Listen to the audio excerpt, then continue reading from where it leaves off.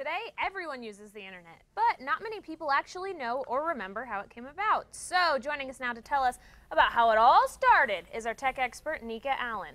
This is such a cool topic because I couldn't imagine not having the internet. So, where do we even begin here? Yeah, you know, when I started looking up this information, I was kind of shocked, and I'm more so shocked at the fact that I never thought about looking it up before.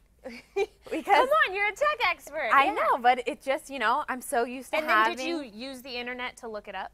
I did. Okay, I used the internet to look it up too. So, you know, that was a little weird too. Yeah. But so unlike certain technologies that kind of have a specific inventor in a specific time, the internet kind of really developed by quite a few people and over a long period of time.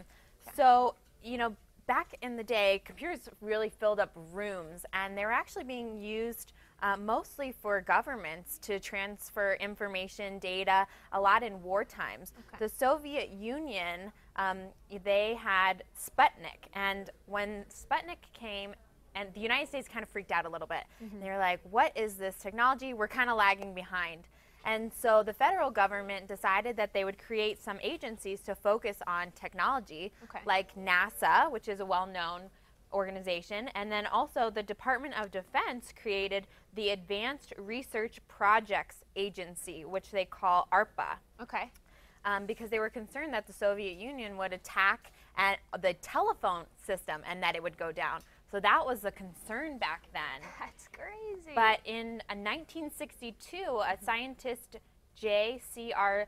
Licklider, created something called a galactic network so that computers could actually talk to one another. Okay. So that was kind of the first that we saw of computers talking to one another. Okay. Then in 1965, something called packet switching was developed, which allowed computers to talk to specific computers so that you could kind of choose where things were going and send information to one another.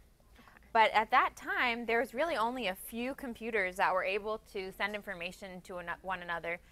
Wasn't used, you know, for you and me today. Yeah, so it seems like kind of in the very beginning, the internet was really just kind of limited to just a few research institutions. It really was. Okay.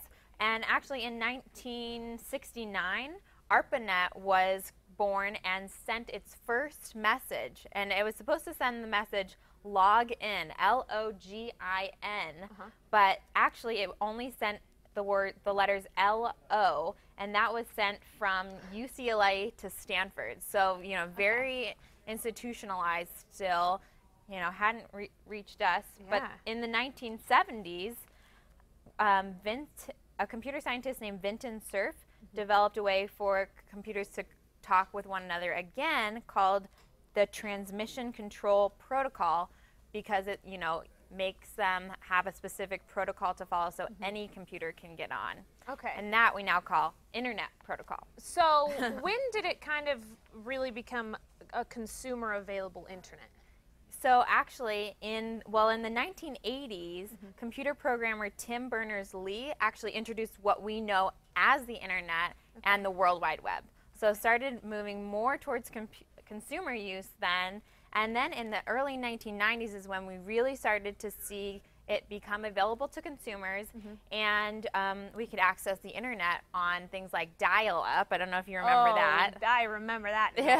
Yeah, so we had companies like AOL and CompuSense giving us dial-up internet from our homes, and then we had browsers like Urwise, don't know if you remember any of these, Mosaic or Netscape. I don't know if you remember. I use Netscape, I definitely know. Definitely. Yeah, and to surf the internet. And so those were the first graphic, visual ways to surf on the web. Yeah. And we had that, you know, in our homes, and it was funny because I really do remember the time when my mom would be wanting to use the phone and I was over there on the internet poking away, and you know, we couldn't use them at the same time. She'd say, Nika, get off the internet, because I can get on the phone. And now it's all one thing. You get on the internet on your phone. Yeah, and we can use different networks and connect up and do everything at the same time.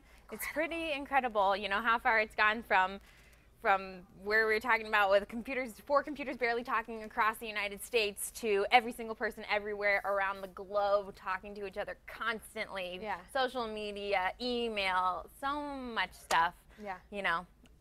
Crazy. So cool. I like this Crazy to think history about. lesson. Thank you. History You lesson. taught Little me mini a lesson. lot. Well, if you want a recap of this history lesson, go on to the internet and go to casa.com and we'll have a recap of this.